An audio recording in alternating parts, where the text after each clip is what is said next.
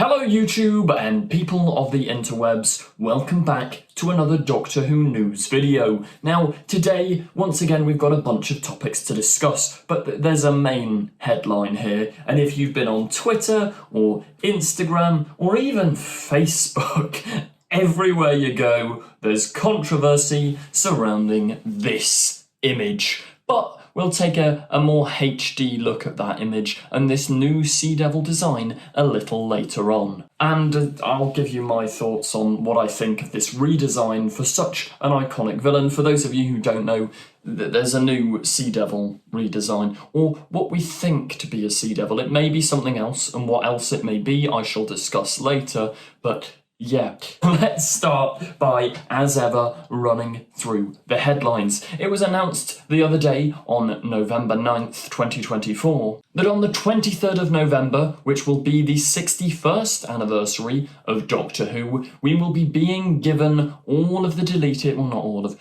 a lot of the deleted scenes for Doctor Who Season 1. Now, we've actually heard about quite a few of these already. In Space Babies, there's a gag of Push the Button. That came because the song Push the Button played on the TARDIS jukebox at the start. Maybe we'll see that. We also got this little sneak peek from 73 Yards of Ruby talking to the TARDIS. There's also a bit before, there's always a twist at the end, which actually explains why they all burst into song. It's some sort of after effect of Maestro's power, just like how after they defeated the Toymaker, the world was still in a state of play and they could double the TARDIS. There's something along those lines explained about why they all burst into song. So I presume those deleted scenes will be there, along with a whole host of other stuff, maybe some new Sutek content. Let me know in the comments what scenes you hope are included. The new Doctor Who magazine also came out. Showrunner Russell T Davies, showrunner Stephen Moffat, showrunner Chris Chibnall, and the producers, a couple of producers from the classic seasons, are interviewed about legendary producer Philip Hinchcliffe, who, this is one of his only DWM articles.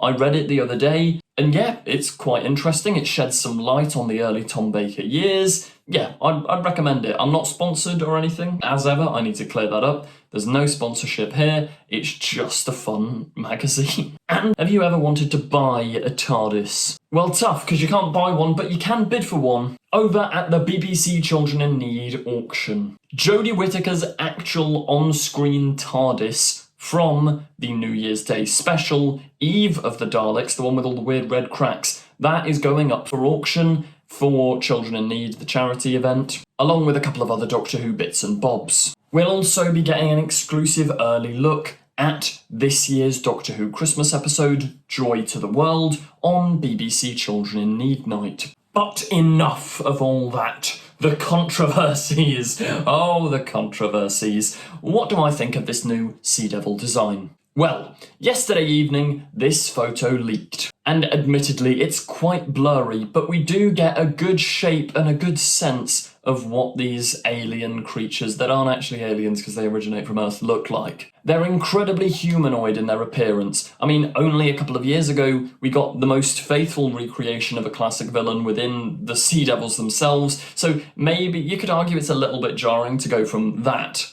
to that. These photos were taken on a bridge where they're doing a bunch of night shoots, so expect more photos coming in the next couple of days. Subscribe and turn on the notification bell, because if anything major comes out of this, I will be making a video on it. But I don't hate it. I just think it's a shame to lose, see, in an ideal world, we'd have a more humanoid version of the Sea Devils, but they'd still look like the old design. However, the problem with that is if you want emotions from these creatures, you're really going to struggle if they look like this. And you're going to lose the performances, because there's a lot of rumours going around that Gugu Mbatha Raw, who is a fantastic actress, played Martha's sister way back. She is actually one of the main Sea Devils, and possibly this one that we see running down the pier. Pier? It's a bridge. But if that is the case, you're not going to want to suppress her acting talent under a giant mask. Do you know what I mean? You're going to want to see her facial expressions. So I completely understand why they did this. It's just like how, once again, it caused controversy, but back in 2010, when they redesigned the Silurians, they gave them a more humanoid face.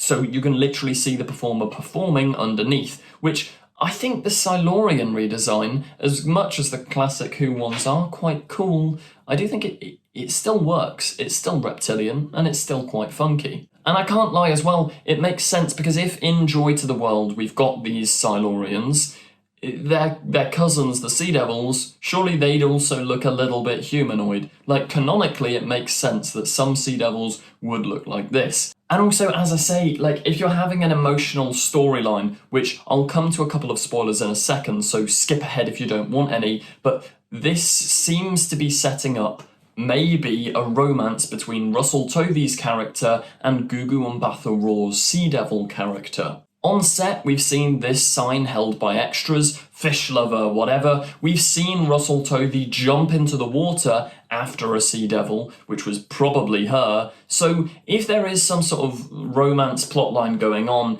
they kind of need to look a little bit humanoid in the face, otherwise it opens up a very bizarre line of questioning. So you know what, for logistical reasons, I'm not opposed to it. Also, we've got to remember this is an incredibly blurry photo taken from far away. Stop shouting on Twitter for 5 minutes and just wait until you see it on camera.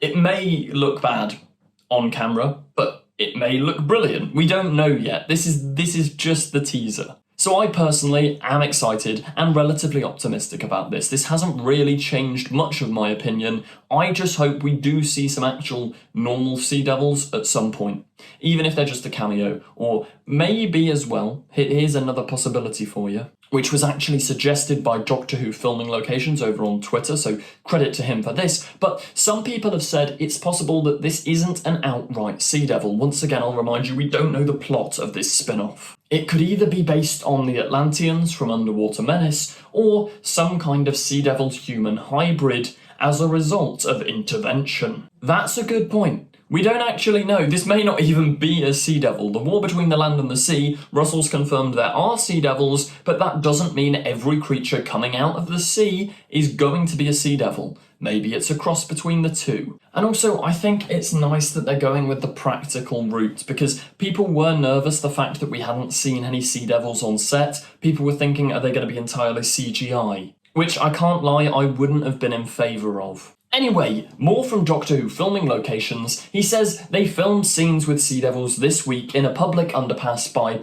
Cardiff Castle. It's very likely that Gugu was present. Somehow, despite an obvious setup, this was not reported on by anybody, and therefore he missed it as well. I think that is a noticeable difference between Doctor Who filming and the spin-off filming. Like, the spin-off filming goes far more under the radar than Doctor Who. He also mentions that they'll be filming in an underwater stage at Pinewood Studios, London. It makes sense.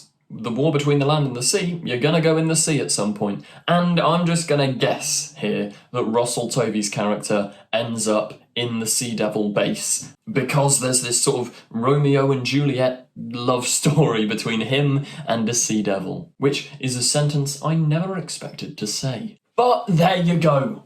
That's the news. Let me know your thoughts in the comments down below of this new design. As I say, I'm going to give it a solid 7 out of 10. It's difficult to judge because it's so far away. Thank you very much for watching this video. Goodbye. Also, if you did enjoy, please do remember to like, comment, subscribe. It really helps me out a lot. Goodbye.